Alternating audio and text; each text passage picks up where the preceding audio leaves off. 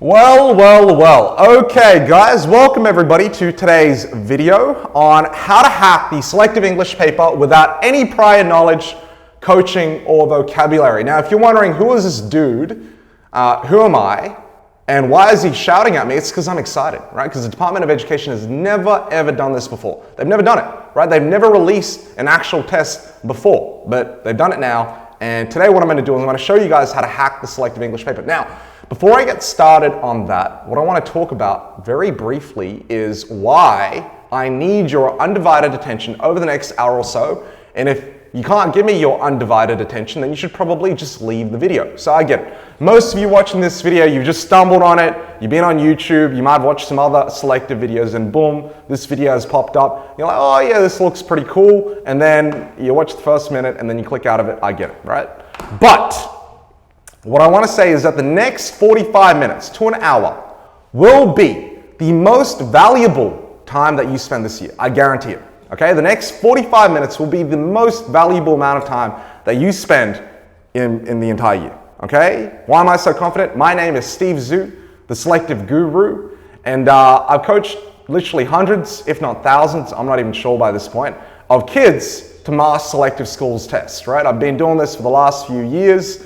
I know the exam pretty well, I basically know it back to front, but more importantly, a lot of my kids have done very, very well, right? We've got multiple kids, well, a lot of kids into James Through. We've got a whole bunch of private scholarships as well. And if that's your goal, if you're doing the selective in the next year, in 2022, then you need, like I'm telling you guys, it's not a matter of, it's not a matter of your choice or whatever. You need to watch this video.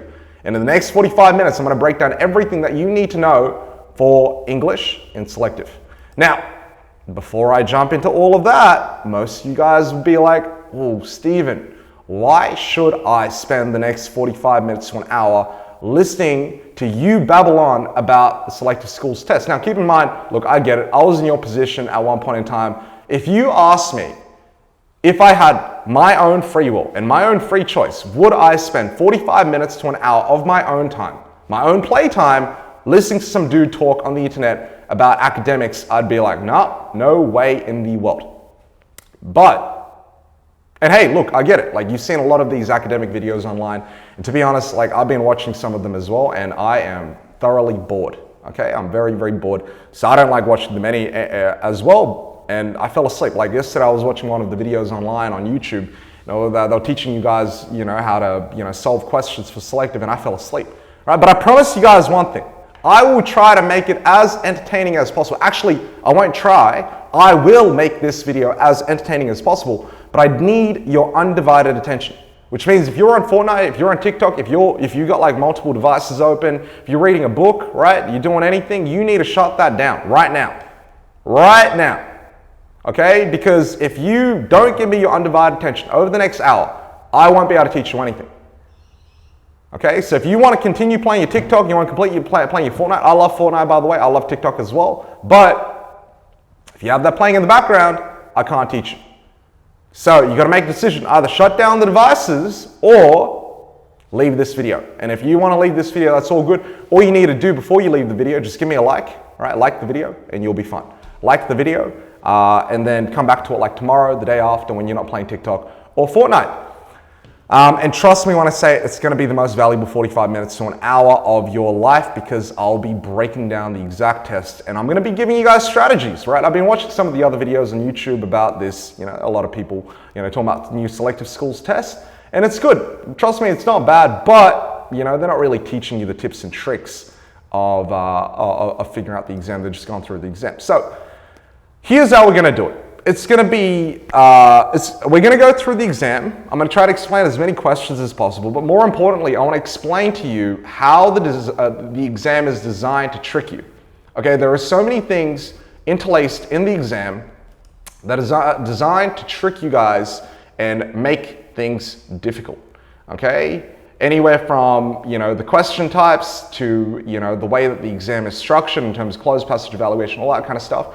And you have to be aware. If you've been going at any kind of random coaching, or you've been doing coaching at home, you might have learned this before, or you might not have. Okay, so I just want to make sure that you guys are all clear on that. And so I'm going to be spending approximately 50% of my time on these slides and 50% of the time on the questions. So let's open this test up. And by the way, everybody in the comments, I want you guys to thank the Department of Education, right? They've been very, very generous this year. I think they've done an amazing job at releasing these questions, and it's been very, very helpful to everyone. So everybody write down, thank you Department of Education, thank you Steve Zhu, thank you everyone. Okay, let's jump in. So first experience of Bombay. Here, what we have is we have kind of like a recount slash a narrative, okay? Recount slash narrative. It's told from the perspective of a young boy. What do we know? So generally speaking, there's always going to be a fiction passage, a fiction or a non-fiction passage in the traditional multiple choice format at the very start of the test, okay? This is arguably, most people find this to be like the easiest in terms of they find this the easiest part of the exam. That's their perception. But what I want to tell you guys today is that it's deceivingly difficult, right? It's very, very difficult. So it seems easy, but it's actually really difficult. The passage is very, very easy to understand, but the questions are very, very difficult, okay? Because, you know, there are a lot of tricks that they play on you, and I'll go through all of them one by one. Now, first things first, I want to teach you guys how to approach this, right? So how do you actually read the passage without flipping back and forth? Because I understand most of you guys right now coaching, comment down below if you've experienced this problem before, where you flip back and forth, okay? You read the passage and then you go back and forth, back and forth, back and forth. Now, inevitably, you will need to flick back and forth at some point, right? In order to refer back to the passage, but you want to minimize that as much as possible. So in your first reading, you basically want to garner as much information as possible. Okay, and that's what we're going to do right now. The way that I call it is recall, right? So you basically want to memorize and you want to be able to recall all the information or all the key points from the passage. If you can't recall, that means you didn't understand the passage, you didn't memorize the passage, and obviously you just need to do that. Okay, so let's make this a little bit bigger and let's go through it.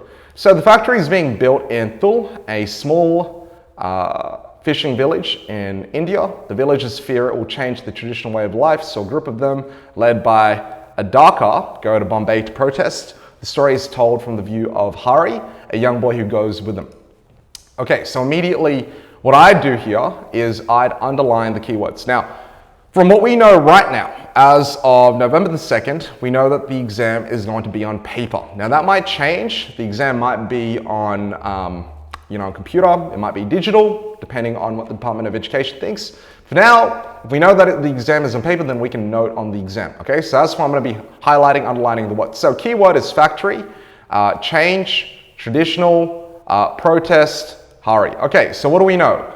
Really what we have is nature versus human. It's really a nature versus human battle because right now, there is a part of their life, or kind of culture versus technology battle, in which there is a conflict. Okay, everybody should be able to figure that out in the very beginning.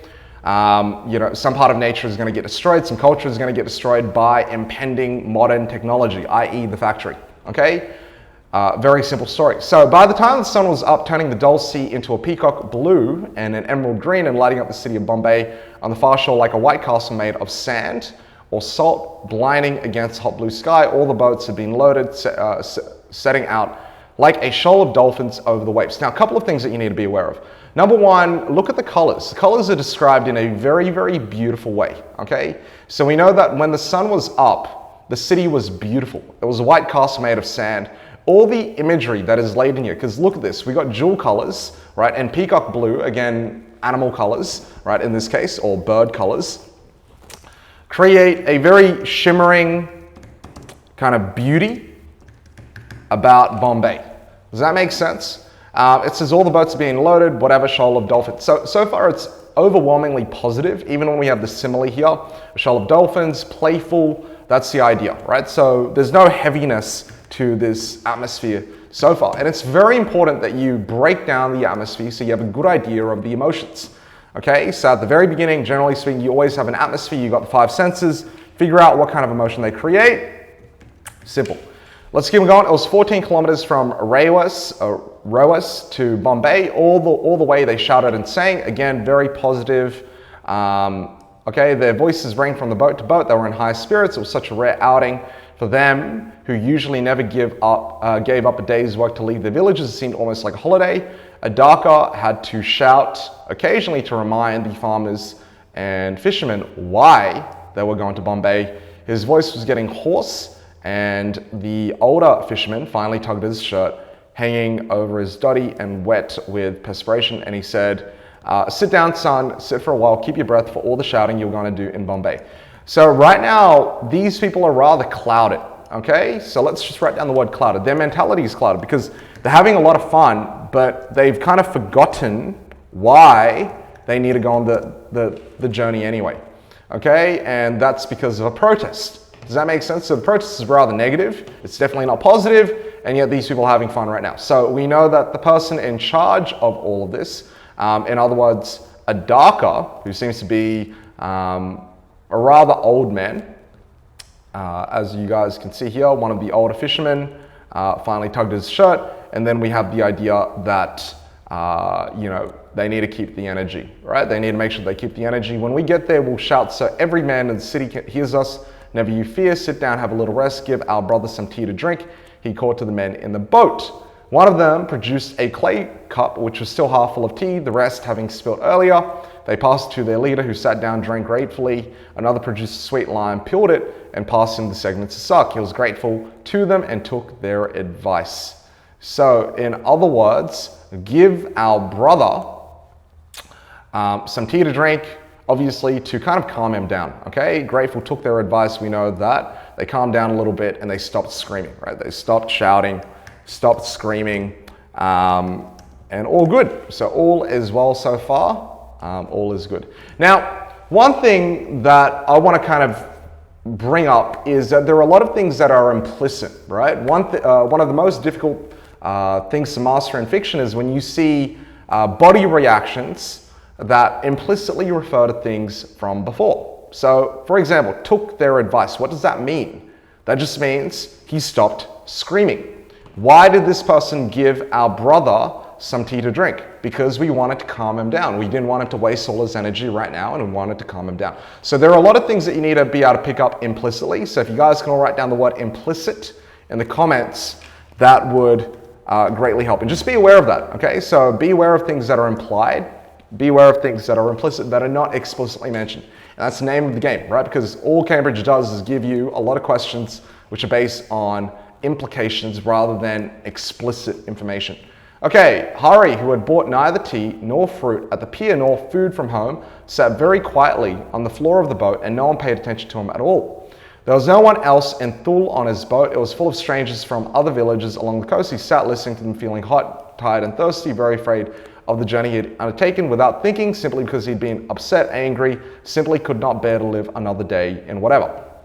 Okay, so we kind of have a feel of, like, a kind of feeling of regret, okay? Regret, a little bit of vacillation, because he's not sure, he's a bit unsure of whether or not he's made the right decision coming out all the way here. And we see that in the rhetorical question towards the end as well. It says, he had to make the break he had been thinking about for so long. Had he done wrong? Okay, so again, write down the emotions: regret, vacillation. He's not sure.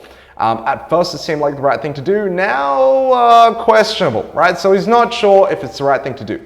He was silenced by the oar when he saw the city of Bombay looming over their boats and the oily green waves. He would have liked to stand and stare as he disembarked from the boat, but there was obviously no time, so he would have liked. That means he didn't have time. Again, this is implicit, right? He would have liked to do that, but they were obviously in a rush, and there was no time. There was no time to do that. Okay, his fellow passengers were pushing, shoving past him, and he was carried along by them. So he's rather helpless. We have the characterization that he's a rather young boy, he's rather helpless, doesn't really have any kind of say. He's just pushed and shoved by everybody, and pushed and shoved by the crowds that thronged the docks. So we know that it's, a lot of crowds. The crowds are very, very heavy. So many people were in such great hurry as the villagers had never seen before. Now we know that Bombay is quite a stark contrast to what these people are used to, because these people are just used to like a small fishing village in India, and so we know that it's a big, big contrast to what they're used to, right? Because they're in the middle of Bombay, it's a big city, unlike their small little fishing village. So let's just note that down. Okay, so contrast. So many people in such great hurry that the village has never seen before. It was only out of the corner of his eye before being pushed on the great looming sides of steamships, berthed at the dock, cranes lifting and lowering huge bales, men bare-bodied, sweating, okay, grunting, whatever. Okay, so women like fishermen, all good. So everyone's basically working, okay? So the whole idea is it's cacophony, right? Or cacophony, and it's just crazy, right? It's crazy, crazy, crazy. And everyone's just working like ridiculous hours. And you know, everyone's just working really, really, in like a frenzy, yeah? And now they were out of the gates and onto the streets in the midst of a terrifying traffic. In all his life, Hari had never seen so much traffic. So here we kind of have a little bit of conflict as well. We have city versus countryside, okay? So one thing that you guys should just be aware of is that whenever you see these themes pop up, they're rather common. And once you figure it out, then you should be able to predict the kind of reaction. So think about it. Someone's from the countryside, someone's from like rural fishing village. They come to the big city. There's a bit of like shock, right? There's a bit of shock. They're not sure what's going on, and they're kind of shocked just by all of this commotion. He clutched the arm of the man next to him in alarm, relieved to find that it was Farmer Mahay from Thul. Okay, so hurry, brother. We have to go to Kalagoda. The black horse Mahay panted. Together they dodged the traffic. A huge red double-decker bus that screeched to a halt just before their nose. So again, it's like, it's chaotic, right? You could almost describe this as quite reckless, at least from their point of view. The driver leant out of the window and bellowed at them. They stood transfixed, shaking. Wherever you come from, fool, the policeman roared at Hari. Never seen traffic lights, don't you know how to cross a street? Come straight from the pumpkin fields, have you? The policeman laughed. So we know that he's kind of mocking them a little bit. He knows that they're strangers, you know, which is why they might be picked on, right? We are farmers and fishermen from Alibar. We have come to speak to the chief minister. You do that, you do that. He is waiting for you with tea and a garland and a sweet for each of you. He bursts out laughing again. So we know that this is not serious, okay? You should be able to figure out, so when we're dealing with dialogue, right? You need to be able to figure out when someone's joking with you or when someone's using more of a sardonic, sarcastic tone. And here, in terms of the dialogue, we know the tone that is being carried is rather sarcastic. How do we know that? Because immediately it says, you do that, okay? So he could have said just, you do that, but when he says, you do that, we know that he's mocking them, right? He's making fun of them. You do that. He is waiting for you with tea and a garland and sweet for each of you. So he's very sarcastically saying that these people will be welcomed, which means that they're not going to be very welcome, okay? So they are not welcome in this city, okay? That's basically what's going on. So he burst out laughing again, winking at the bus driver as he did so, and then blew his whistle shrilly to make them move. Hari and his companion moved on, very hurt and offended. Again, we can see that the countryside people or the people from the small fishing village, obviously not used to this. They're more of a gentle group of people. They're more gentle. They're more easygoing. They're not used to the callousness of this policeman. Because really, the policeman is brutal. He's basically roasting them, okay? He's brutal. He's basically roasting them. And we see that he's really, really callous, okay? So just things to be aware of. So now that we've gone through this, and I know we've spent maybe like 5-10 minutes on just going through, you know, this passage, in your own work, you should, you know, when you're doing the test, you really only have about 1 minute to 2 minutes to get through it quickly. Again, I'm only giving you guys suggestions on if you want to get full marks, right? This is how to get 50 out of 50 in the actual test. So you really only have about 1 minute to 2 minutes to read through the passage quickly and to do it in your brain. Now, I'm going to give you guys some strategies on how to actually, you know, read through it quickly. One of the key points of speed reading is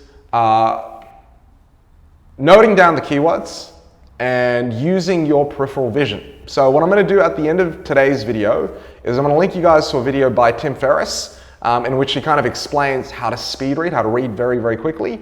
And it's a great resource to reading quickly. The one caveat is that when you increase your reading speed, your comprehension kind of goes down. So if you're starting off and your comprehension right now is already really, really bad and you can't understand anything that you're reading, then probably don't jump into speed reading. But if you're finding that you understand everything well already, you've got like 80–90% comprehension, and you just want to increase that speed, then I think the number one key is peripheral vision.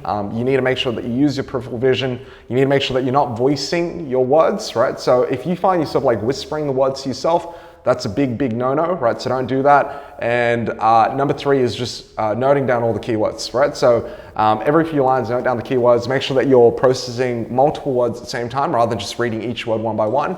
If you can do that, then you can reduce your reading speed to about 1 minute, 2 minutes. But anyway, you guys should all watch that video by Tim Ferriss because he's got a lot of really, really good strategies on speed reading. So if you just type in speed reading Tim Ferriss, you'll be able to find all of his information. Now, when we go through the questions, this is where it gets really difficult. The number one thing in Cambridge is we have something called a decoy, okay? You gotta be aware of decoys. I've told all my kids at Scully about what decoys are. Decoys are basically tricks or certain keywords that Cambridge uses to lure or entice you into a trap, okay? So oftentimes I want you guys to comment down below if you've seen an option that seems really, really good. You choose it and then you find out that you got tricked by a certain keyword. That's known as a decoy. And so there are 5 key decoys. We're going to go through them very quickly. Number one is planning an exact keyword from the passage. So always be aware whenever you see an exact keyword from the passage in the answer options, it's generally wrong. Generally wrong. Not always wrong, but generally wrong. Why? Because they're trying to trap you, okay? Because most of you are used to seeing keywords. You remember certain keywords, you have a selective memory, you see certain keywords and you're like, yep, that must be the answer when you see them in the answer options and then you get tricked. Planning an exact word with a similar idea, manipulating modality, right? So this is when they over extrapolate and they turn something that's mildly positive into something very, very positive. Now, don't worry if that's all very fast because we're gonna go through the questions right now and we'll break it down. From the first paragraph, how does Bombay appear to Hari? Okay, so keywords that we need to be aware of is appear to Hari, okay, not to anybody else. And we know that Hari is the narrator, okay? Now, what did we say? We said kind of shimmering beauty, okay? We said it was a shimmering beauty, peacock blue, emerald green, white castle. Again, we have a very regal feeling here. Very, very regal, very imperial, wealthy, riches, you know what I mean? Even when you think about peacocks and emeralds, it's a very opulent feeling, okay? And what I mean by opulent is just rich, luxurious, okay? Blinding against hot blue sky, so blinding keyword there to be aware of. Let's look. Vibrant with green and blue lights. Now, we definitely see the word green, okay? We also see the word blue. Now, the keyword is Bombay both green and blue? Well, it says turning the dull sea and lighting up the city of Bombay on the far shore. So this is where most of you guys would have got tricked by the decoy. So the issue that we have is green and blue refers to the dull sea, okay? Green and blue refers to the dull sea, not Bombay. Do you guys understand what I mean? So that's where a lot of you guys would have got it tricked already. You saw, oh, green and blue, yep, that should be the answer, decoy.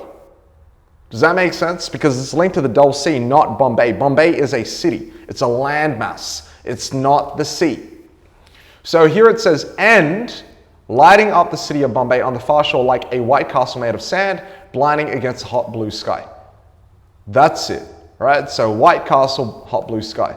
So, and it's blinding.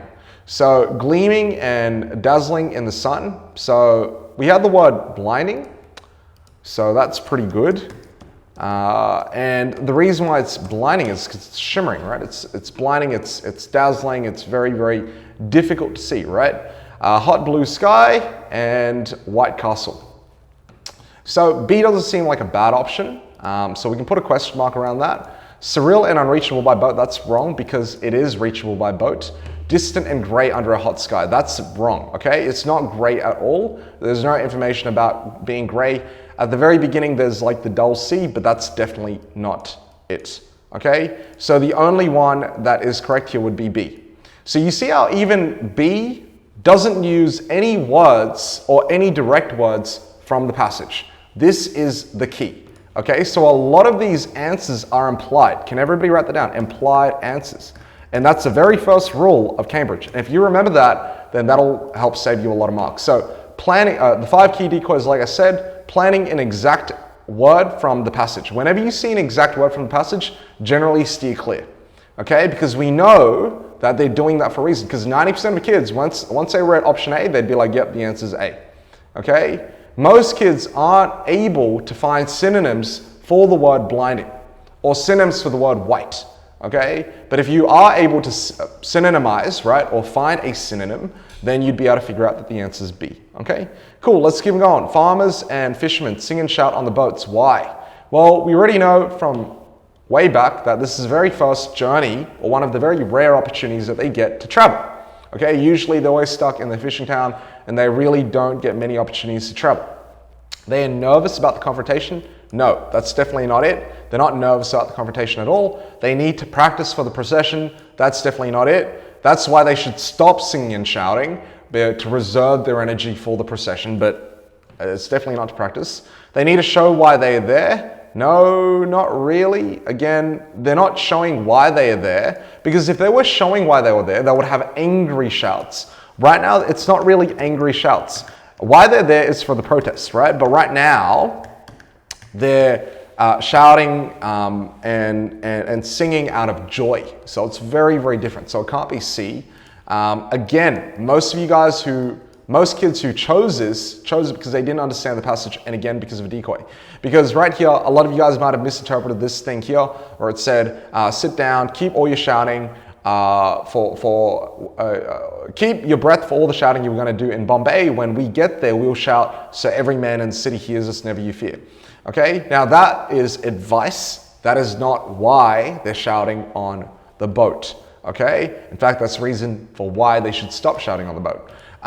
D is the answer. Why? Because they are enjoying being away from work. Okay, they're getting away. It's a bit of a holiday. Keyword holiday. It seemed almost like a holiday.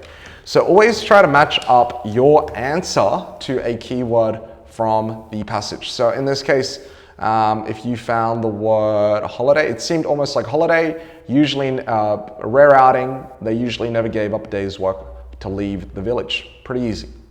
Okay, in the third paragraph, who is referred to as our brother? Very difficult question. So we have 4 potential people, and right now we're trying to find the person at fault. Okay, so it says, Dhaka had to shout occasionally to remind the farmers and fishermen why they were going to Bombay. So Dhaka, we know, is the leader. His voice was getting so coarse, one of the older men finally tugged at his shirt, hanging over, sit down, son, sit for a while. So we know that the older fisherman is talking to Dhaka because Dhaka is shouting and he's screaming to stop the other men from screaming. And then we know that sit down and have a little rest. We want Dhaka to save his voice because evidently his voice is getting very, very hoarse. Give our brother some tea to drink. There we go. So we know that we're referring to Dhaka. It's not to the old fisherman because one of the older fishermen is the one who's actually telling him to drink the tea. So it can't be the older fisherman. It's obviously not Hari because Hari is just sitting in the corner. Oh, sorry. It's not the old fisherman. It's not Hari. The answer is Dhaka. Okay? Right? Because we don't want him to waste his energy. Cool, let's move on. In the 4th paragraph, the writer suggests that Hari is feeling what? Worried about finding some food to eat, lonely amongst so many strangers, angry about what happened in Thule, unsure about whether he should have come. So I think the key word here is unsure. He's not really angry, okay? The key word is unsure, and we broke that down earlier, right? Because remember, when he's asking himself rhetorical questions, he is really just questioning whether or not it was the right decision to come out or not. Okay, so we figured that out very early on. And that's also why you should always figure out the emotion when you're noting up the passage. Okay, so always figure out the emotion. Look at the sentence beginning. It was only out of the corner. The length and structure of this sentence helps create the impression that Hari is what? It was only out of the corner. So if we look up here, it says it was only out of the corner of his eye that he saw before being pushed on. So in other words, he had very limited vision. Very, very limited vision. Okay, so this is where we have another potential decoy. Terrified of getting lost in the chaos of Bombay. A lot of you guys might choose A because, yeah, possibly. He could get really scared of getting lost in the chaos of Bombay. Now, let me explain why the answer is not A. This is called an over-extrapolation. In other words, it's kind of like a manipulation of modality. So in the passage, we know that he can't see anything. He can only see things in the corner of his eye. From that, we over-extrapolate, or we change the modality from something that is rather mild to something very, very negative that he can't see at all, or perhaps that, you know, he's getting terrified, you know what I mean? So it was only slightly negative, and then now we have completely changed it, right? We made it very negative, that he's absolutely terrified. This is what I mean by manipulating modality. So be aware, you always want to match up the modality. So if you have something that's slightly negative, match it up with something that is also slightly negative. Don't go overboard and change it up completely, okay? So terrified is just too strong compared to what we have in the passage. Difficulty seeing things because of the crowds. Okay, that could also be it, difficulty seeing things. Now the issue that we have is because of the crowds. Was it due to the crowds, okay? That's the key question that we need to ask. Was it difficulty seeing things due to the crowds? Okay, if we look here, it says such a great hurry as villagers had never seen before. It was only out of the corner of his eye that he saw briefly before being pushed on. Now, you could imply, you could very much make the implication that it was due to the crowds they could only see out of the corner of his eye.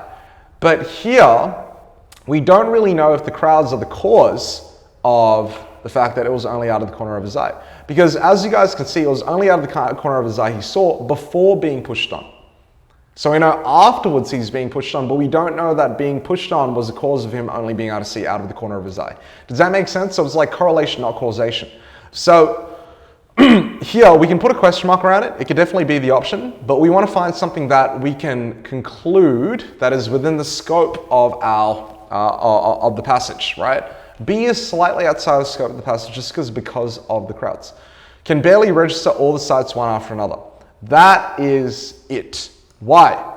Because if it's only out of the corner of his eye, he can't see everything. And really what we're saying here in C is that he can barely register all the sights. And that's true. He can't register all the sights. He can only see out of the corner of his eye. So C works out really well. He's worried about being pushed over. That's not referring to a sight. So that's why C is a better option than B. Because whenever you need to over-imply, what happens is you go beyond the meaning of the text, right? And that's not what we want to do. We always want to stay within the confines or scope of the text. If we have to over-imply, then we are moving into dangerous territory. So just be aware of over-implying. Never ever put yourself in a situation where you're over-implying. Or for example, with the word terrified, we don't know that. Like, how can we imply that? We just don't know enough just from it was out of the corner. So just be aware of over-implying or a change in modality. So those are just two things that you should always be aware of. Okay, you do that. We already know what this is about. This is about the mockery. Okay, so remember we talked about mockery earlier. What's going on? He's not sympathizing. He's not expressing doubt. He's making fun of them. Okay, very easy. At one point in the passage, question 7, at one point in the extract, the writer explicitly. Okay, so keyword here is explicitly. So it can't be implicitly. Contrasts what? What does he explicitly contrast? Now, a lot of you guys might think of implicit contrasts, right, which is not good. You know, the police in Bombay, we don't have any mention of that behavior of the fishermen to that of the farmers. Now, again, we definitely have information of the fishers, but we don't have any information about farmers. So that's what we can kind of eliminate. The commotion in Bombay and the quiet of Thu. Yes, remember what we talked about? We said that there was definitely a big difference between, the city and countryside. Okay, big difference between city and countryside. So it says here, in all his life, he'd never seen so much traffic. In Thu, there was only the occasional bus and very rarely a single dusty car. And now this was something that's completely different. Okay, midst of terrifying traffic. So we have explicitly a comparison between the commotion in Bombay and the quiet of Thu. There we go. People in the docks, people on the streets, not really, because it's all bustling, it's all crazy. Comparing the beginning to the end of the extract, what change occurs? Morning goes to evening, the group goes from united to being divided. Again, what's going on? Comment down below, guys. Morning goes to evening. What we need to do in this case is we just need to go through breaking each one down. So morning to evening, we don't have any evidence. United to divided, yes, you could make the argument for that, but still, they're kind of in a group because Mahe and Hari are still together. Makes sense? The other thing that we know is that he clutched the arm of the man next to him and alarmed. They're still kind of together, so it's not really that they're completely separate. So that's not it. Hari goes from overjoyed to anxious. Hari was not really overjoyed at the very beginning. He's definitely anxious towards the end, but it wasn't like he was overjoyed at the very beginning. So here we have a two-part emotion question. Hari at the very beginning, when he was already on the boat, was angry, okay? If you read here, it says he had undertaken without thinking simply because he had been upset and angry and simply could not live another day until the old way. So he wasn't overjoyed at all. And this is where you just got to be careful. The other people were overjoyed. And this is again where, if you guys have very selective memory, you might have automatically paired Hari with overjoyed, but he wasn't. He was kind of silent all throughout the trip. He was quite worried as well all throughout the trip. And so he's definitely not good. Perception of Bombay from perfect. Yes, at the very beginning, it's like glistening, right? It's beautiful. It's like this glistening paradise of riches and beauty. And towards the end, we see that they're being made fun of by the policemen. We see that they're being made fun of by basically everyone. They're not very welcome there. It says, Hari and his companion moved on very hurt and offended. You would be offended if you are in a hostile environment. And they also make the comment that they're the rudest people on earth. Okay, cool, excellent. Very, very good. Okay, now I'm looking at the timer. We're at the 37-minute mark. So I think what we'll do is we'll go through the poem as well. And then after this, I think I'm going to do a part 2 because I don't think we can get through the entire thing so far. Comment down below if you found the video helpful so far. I think all of these things in terms of decoys are the main things that you need to be aware of, okay? Fiction, the passage is quite easy to understand. I don't think that should be too difficult. It's just managing time. But when you're answering the questions, there are just so many decoys, so many difficult questions to be aware of, okay? So many, different cognitive biases. Now, obviously, I prepared some more slides of cognitive biases and stuff like that, but because we're running short on time, I can't show you guys that. I might do a video though. So if you do leave me a comment down below if you want to see the cognitive biases slides, and I'll show you guys.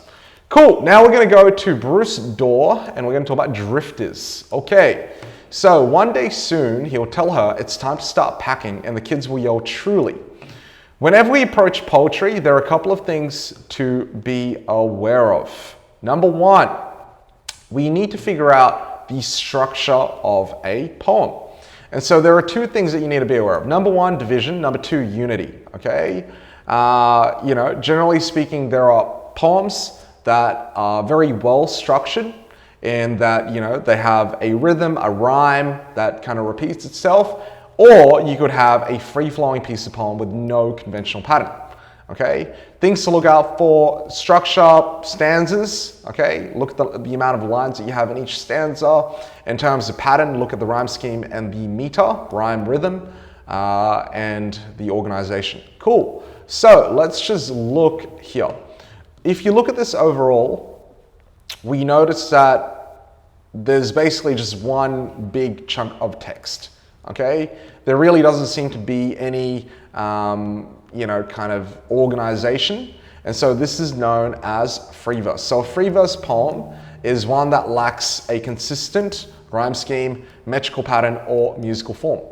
So basically stream of consciousness. Like this video right here is very much stream of consciousness, right? I haven't really planned this out. I'm just teaching you guys, you know, whatever. And yeah, like if you look at it, it's just one big chunk of text. There's not really any stanza, right? So it's just free verse. So everybody just write down free verse. Now, the other thing, the reason why free verse is important is because we know for a fact that free verse just kind of shows the untraveled thoughts of the poet, right? So it's just like free flow of thoughts, right? Of the poet's thoughts. There's no organization to it. They're just kind of telling a story. Okay, let's break this down. So one day soon, he'll tell her it's time to start packing, and the kids will yell truly and get really excited for no reason. The brown Kelpie pup will start dashing about, tripping everyone up, and she'll go out to the vegetable patch and pick up all the green tomatoes from the vines. So immediately, the next thing that you got to figure out is, are there any themes? Are there any motifs? And more importantly, are there any implicit clues that create a motif or a theme? So immediately here, we see green tomatoes. What does that mean? That means that the green tomatoes that are not ripe for picking, okay? So not ripe for picking, right? So they're not ready to go yet. And what are green tomatoes symbolic of? The fact that these people are not really ready to go, right? Ready to move somewhere else, right? We know obviously when the kids yell truly, again, they're obviously quite startled. They get excited for no reason. They start dashing about. This is a bit of an announcement, a bit of a surprise to everyone, okay? And notice how the oldest girl is closer to tears because she was happy here. Now the youngest girl is beaming because she wasn't. And obviously the idea that we have here is everyone's reactions, right? Everyone's reactions, there are kind of like mixed reactions. Obviously the younger people are quite happy, whereas the older ones are a little bit more startled and confused and they don't really want to move. But we have all the mixed reactions. We kind of have the chaos of the household. So like the fiction, I'm just writing down all the emotions here and just things to be aware of.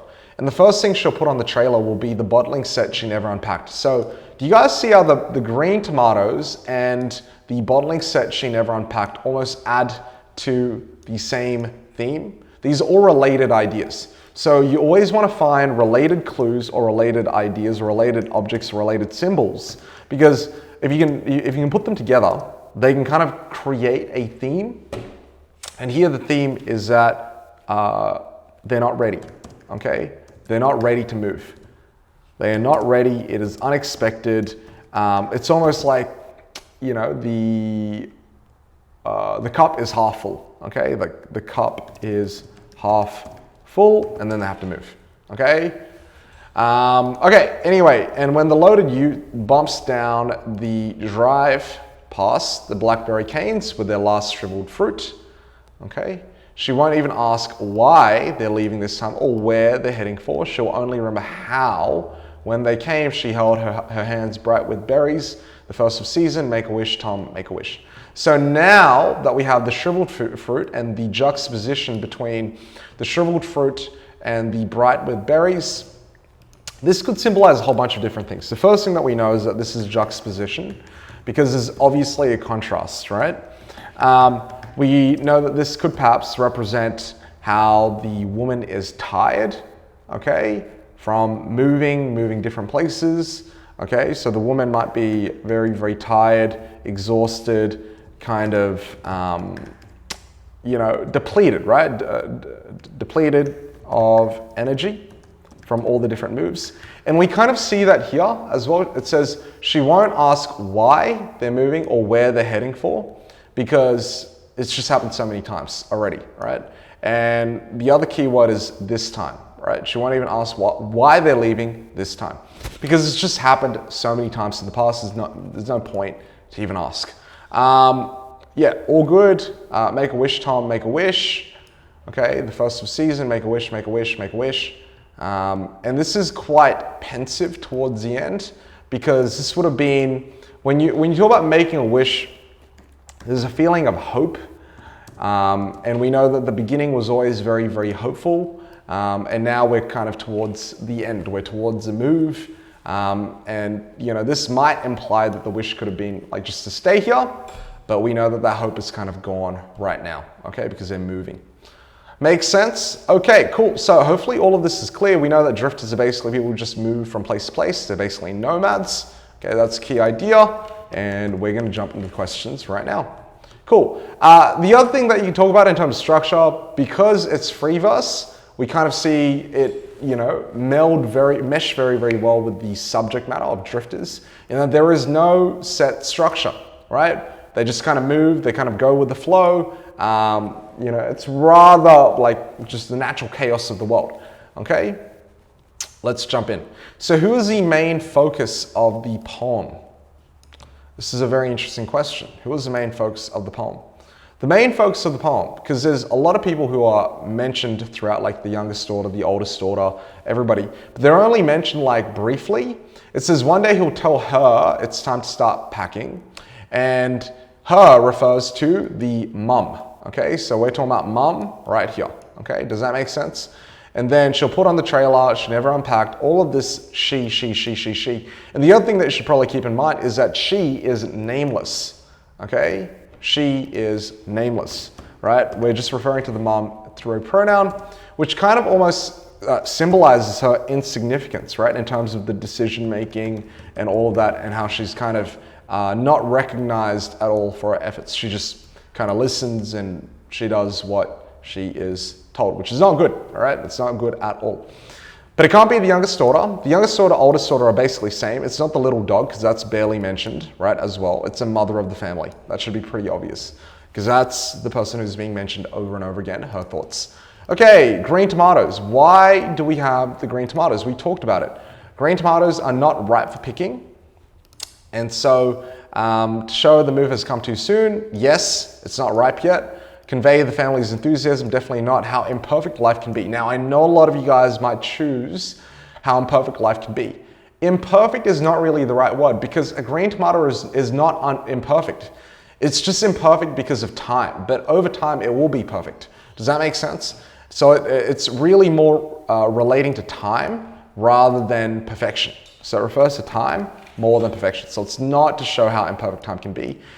Wasted opportunity, again, not really, right? It's just, it needs time to grow, okay? You wouldn't describe a child as a wasted opportunity. They just need some time to grow. You wouldn't describe an imperfect child either. They just need some time to grow. So the only thing that refers to time is A, okay? So just be aware of that. I know C and D seem like very attractive options because they're all rather negative, but I think the key word that you should have looked at would be soon. Okay, what is the repeated use of the word and at the very beginning of lines? Okay, and. So here, because we have the word and over again, we have the accumulation of their mixed reactions, right? From all the different people, right? All different people have different reactions, the young person, the dog, everybody else. It imitates the boring stability of life. Probably not, because right now it's referring to the chaos. It's definitely not imitating the boring stability of life, because and kind of increases the volatility of action, or the perception of volatility, right? And this person, and this person, and this person. Volatility, okay? Volatility of action, right? So a lot is going on, right? Accumulation of actions. Okay, so emphasize the sudden haste following the father's decision. Yes, haste refers to the, the volatility slash the chaos of everybody's, reaction. Indicates careful planning. No. Hints at hopes of the future. Definitely not. Okay, because right now it's just all in shambles. The bottling she never unpacked. Again, that just symbolizes the fact that they've always been on the move. They've never had a time to really settle down and enjoy life and unpack everything. Okay, so they move so often they don't have time to put everything away. That is a very good answer. It's not unnecessary items. This is also related to the green tomatoes. Okay, why does the woman decide not to ask any questions? Probably because she's given up hope. She's not hoping. It's not like she's caught in the general excitement. All of these are all positive, right? Hoping, general excitement, eager, that's definitely not it. She's just given up hope, right? She's given up hope. She feels rather helpless. She feels rather hopeless, which is probably what she hinges on memories of the past, right? The nostalgia of, you know, the past that was so hopeful, because now she's so helpless, okay? She won't even ask why they're moving this time because it happened so many times. Okay, bright with berries, like I said, that is symbolic of the hope back in the day, feelings of optimism for the future. Okay, do not interpret this. This is a symbol, okay? So it's meant to symbolize something. Do not ever interpret a symbol literally, okay? So don't interpret symbols literally. I see so many kids interpret symbols literally and they get it wrong, okay? So don't do that at all. In this case, the vibrant colors of the Australian bush would be a literal interpretation. So that's wrong. Or growing your own food. Again, that's not good. Misleading nature of appearances, that's too much of an over extrapolation, right? So this is rather positive. It's going in the other direction. That's not what we're looking for, and it's not supported by the passage at all. So it can't be C. Okay, obviously the answer is going to be D. Cool. Okay, so we've gone through the first 14 questions. I think what I'll do is I'm going to create a part 2 for this video. Now, I want you guys to do a couple of things in the comments because I'm still improving this. I'm still making this better. And this is going to be a process. Let me know if you enjoyed the video. So comment down below if you enjoyed the video. If you didn't like the video, just give me a dislike. Okay, that way I know that you didn't like the video. But if you did enjoy the video, you found it helpful, click the like button. There are going to be more videos, and subscribe as well because there's going to be a lot more videos coming on the YouTube channel. The other thing, if you've really enjoyed this and you want some other resources to improve, / you want to do a diagnostic test to figure out where you are, you can go to the website www.scholarlytraining.com and you can fill out the form. Okay, if you fill out the form, you'll get added to our email list, our mailing list. And once you subscribe to our mailing list, then you will get access to a lot of free materials, just like this video, and a lot of free extra things. And if you watch the video, you like teaching, and you really are looking for a coaching college, or you're not happy with the current coaching college, then again, fill out the form, and obviously we'll give you a call. Okay, so that is it for me. Hopefully you guys have really enjoyed this video, and look out for part 2, which will be coming out in the next few days. If you're watching this and part 2 might already be out. Anyway, that's it for me. Thanks guys, and I'll see you guys all very soon. Bye.